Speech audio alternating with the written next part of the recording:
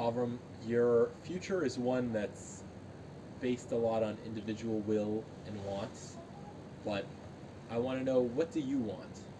What do I want? Okay, just good things, a great life,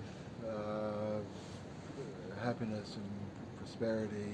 I want to, at the age of 120, to have a lot of children, grandchildren, offspring, to have seen the transition of an amazing generation to see the state of Israel, the Jewish people, the region, the plethora of ideas. I want to be able to see the springing forth of a remarkable, wonderful, beautiful, harmonious society, generous and with, as the Chinese say, a thousand flowers, many different colors and shapes and wonderful things. I want to be a part of that. My general interests are broad. I take so much interest in things. When you talk about the word want, it comes from the Hebrew ruts, to run. What do you run for? What excites you? What do you like? What moves you? So I get moved by a lot of things. So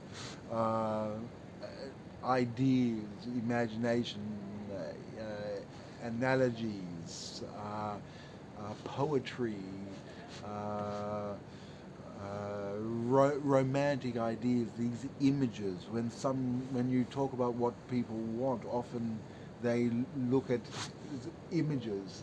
Part of my experience coming to Israel as a young boy at the age of 15 from Australia, having dreamt of the promised land, the Holy Land, having read about it in the literature, in the Bible, having been from a son, the youngest son of a child Holocaust survivor that became a professor in Australia, and having studied religion and history and philosophy and politics, and being really required to be an intellectual against my better judgment, to then come to the poetic, the quintessential poetic idea to the Holy Land at a young age after coming on a quest, a pilgrimage, and then seeing how the difference between the reality and the poetry,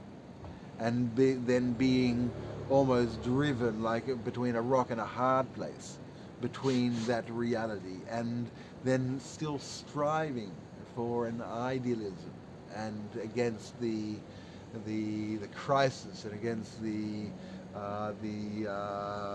failure, the failure of idealism.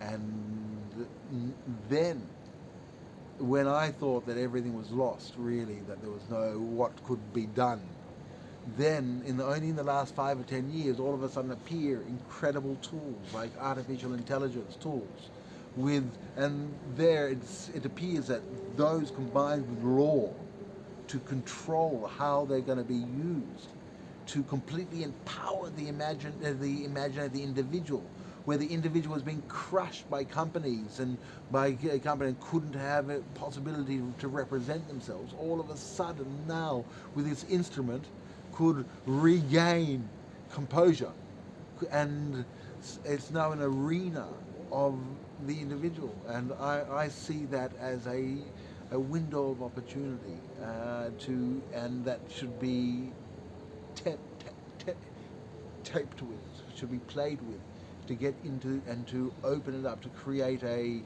like a dance, a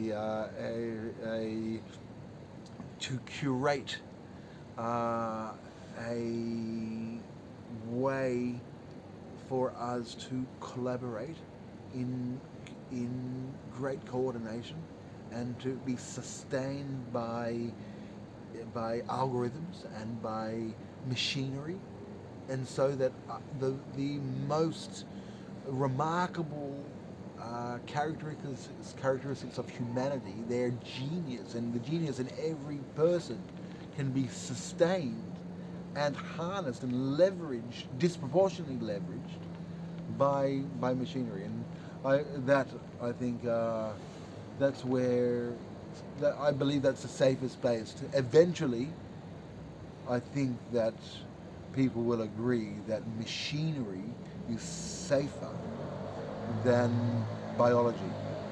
We don't use horses anymore. We use cars. Very soon, we're going to be used. We use instruments to see. We use instruments to cook. We don't use fire anymore, or rarely less. We're using instruments and agencies, technological agencies in everything we do, and it's much more successful and stable and sustainable and reliable, and so we should take it to the next level and understand that the protocol that we build between our artificial intelligence tools, individualized tools, that is what is being discussed.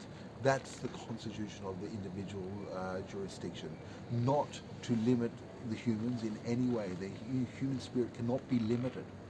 There's immunity of the individual. The individual cannot be touched. The individual has to be served to their satisfaction.